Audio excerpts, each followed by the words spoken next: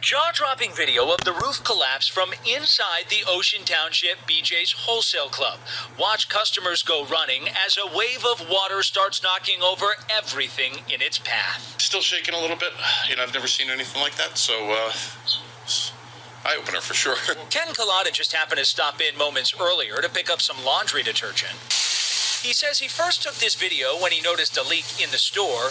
This is a photo he shared of the aftermath of the collapse just seconds later. He says he was about 20 feet away from the debris. I heard the loudest bang, like it was so loud, and I didn't know what it was. I thought maybe it was a tornado, and who knew?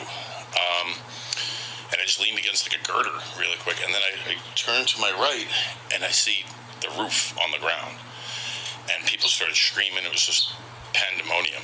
The Monmouth Sheriff says there were dozens of employees and shoppers there at the time. Fortunately, no one was hurt, but about 20% of the roof is now gone. Listen, we were lucky. If you have seen any of the video footage from within, there are some lucky people there where the deluge of water came down and really took a lot of the debris and tables and other displays, down the aisle. So really fortunate. It happened just after 11 in the morning as intense storms rocked the tri-state, dropping 2 to 3 inches of rain per hour. A photo from the Monmouth Sheriff's Office showing how quickly the area flooded. We had a really rapid downpour here in the county, leading to some severe flooding around the area, and with really poor drainage. And then a second wave came in. So at the end of the day, I think there's some lucky individuals that were inside the store. We thank you for watching, and remember, stay updated on Here, the city in South Brooklyn was one of the hardest hit areas. Check out this Citizen App video revealing the roads in Coney Island looking more like rivers. Eyewitness News reporter Kimberly Richardson there to continue our coverage at 5 o'clock. Kim? Well, Mike, rain, flood, repeat. Folks living here tell me that's exactly what it's like every time a system like this rolls through here, and it can change in a dime. Take a look. This is Neptune Avenue right now. As you can see, cars are getting through with no problem. There's very little standing water, and people can cross the street. This is the after. Check out the before. It started around 10 a.m. It was raining. About an hour, it was like Jones Beach right here. What was outside was now pouring into Neptune Gourmet. Look at the beautiful view I got in my store. Oceanfront, baby. Here in Coney Island. Waves coming in through under the door. The sewage always gets clogged. They just got to fix it. Torrential rain here in Brooklyn overnight and on and off today overwhelmed this section of Coney Island. For part of the day, Neptune Avenue in the 30s looked like a gigantic lake. Cars barely made it through, and those on foot, well, they took their chances. Inside the deli, an umbrella wouldn't be a bad idea.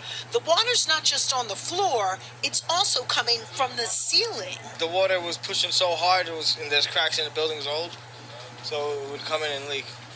Did you expect this? I expected this hard, but it's always like this right now. This is regular for the corner. It's where we found Mohammed. The neighbors told me this is a flood area, but I didn't believe them. Now I believe them. Not far away, this is what it looked like in front of their home. Get this is Canal Avenue. Seems fitting. It was tough getting around, but this delivery man wasn't letting the standing water stop him. Iris has lived here for a decade. I hope they can fix, because every time it's like that, like a heavy rain, all the small car parking over here, they are damaged. Case in point. My car is very low, and the water is inside. Back at the deli, which is open, same during Sandy, it may be a while before things get fixed. We called the guy, and his car got stuck in a flood. That's ironic. The guy got stuck? Yeah, stuck in a flood. So now we gotta wait. The guy got stuck in a flood. Who isn't stuck in the flood? Con Edison. Crews are out and about in areas where they did lose power. At noon, we told you here in the 5 boroughs that number was right around 784 customers. It did spike to about 1,300, but last check at 5 o'clock, the number is down to 542 customers. For now, we're live in Coney Island. Kimberly Richardson, Channel 7, Eyewitness News.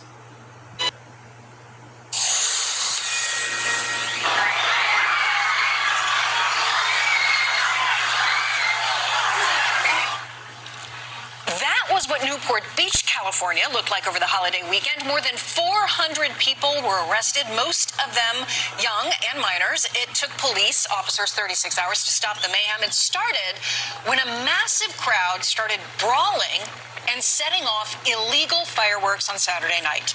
The Newport Beach Police Association said that at times, officers were outnumbered 500 to 1. The mayor is blaming social media. Quote, a large group of agitators invaded Newport Beach, spurred on by an alleged TikTok takeover. These persons came to our city with the intent on causing harm, injury, and destruction, bringing harassment, disturbances, and mayhem. Kaylee, we'll start with you on this one.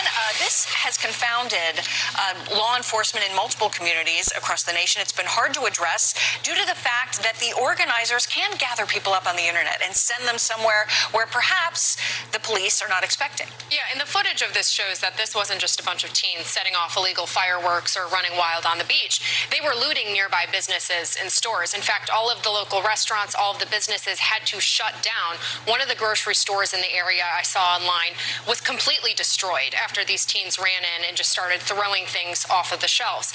And I think that all cities at this point need to learn from Miami Beach, Florida, and from the state of Florida in general, which had a very big problem with spring break ruckus for many, many years. And what Miami Beach decided to do was they implemented a number of policies to crack down on that. They started charging high fees for parking for locals who wanted to come in and park for the day, upwards of $100. They started surging the police presence to those beaches where spring break visitors were frequenting, including sending state troopers there. They started enforcing alcohol-related restrictions, and the results speak for themselves. Crime in the area is down 8% from 2024 to 2025. They cracked down on several shootings that had happened the year prior, so the results speak for themselves.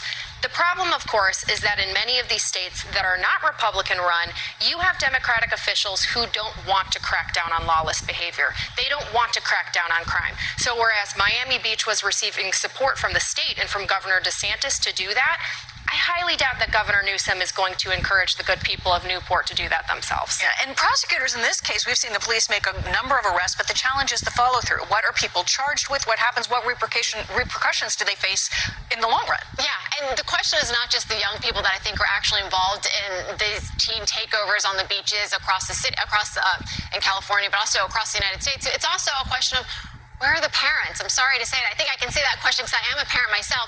Where are the parents and where is their responsibility in all this? And I think there's an ongoing discussion as to whether parents have to face repercussions for the bad behavior of their youth when they're caught taking over towns, especially during holiday weekends. You know, the city of Chicago actually just shot down a measure that would have penalized parents, held them accountable, fining them up to $1,000. And the debate there being, you're just going to penalize parents that are probably already cash-strapped versus, well, we have to do something because these young people are not learning their lesson and parents have to be held accountable too. I think we have to get the answers to those types of questions in order to move this forward. David. Look, don't blame the algorithm in TikTok. They're going to go after open spaces. It's new. Newport Beach is new, so they're going to go there. Punish the kids. Put them in jail, prosecute them. Your point about the state. By the way, I live in Miami. I saw that shutdown. I saw the shutdown of the George Floyd attempted riots and marches. Miami Beach said, no more. You're going to jail. We're going to prosecute you if you're a juvenile under juvenile code, adult under adult code. And that's a big difference. But enough of this. They're damaging, destroying property, causing businesses. And where the parents are absent, then punish the kid. Because the kid or the young person, 18 or over, is an adult, punish them. Put them in jail for a night with an adult. In a full adult facility if you're over 18. Let them meet a real criminal and look at their future. Yeah, these officers are facing dangerous situations, and fireworks are no joke, just setting up random fireworks on the beach. I think a lot of what we've discussed, rightly so, is reactive and having these people suffer the consequences, but proactive parents. But there's also getting ahead of the problem. Perhaps they're going to sit down today and think about what we could have done differently. They've never seen this in Newport Beach before. This was incredible. These people are not from Newport Beach. The police are saying that these were people coming in from outside states with intent to harm and destruct and have this happen. So perhaps there needs to be a big discussion about monitoring social media to find out when these groups are organizing so that they can staff up, police up, and know to expect it and combat it. Look, they need to go look at the algorithm, look at who started this, work with TikTok in this case. If you're going to go to the source and start punishing those people if you can. All right. We will be right back. More Outnumbered in just a moment.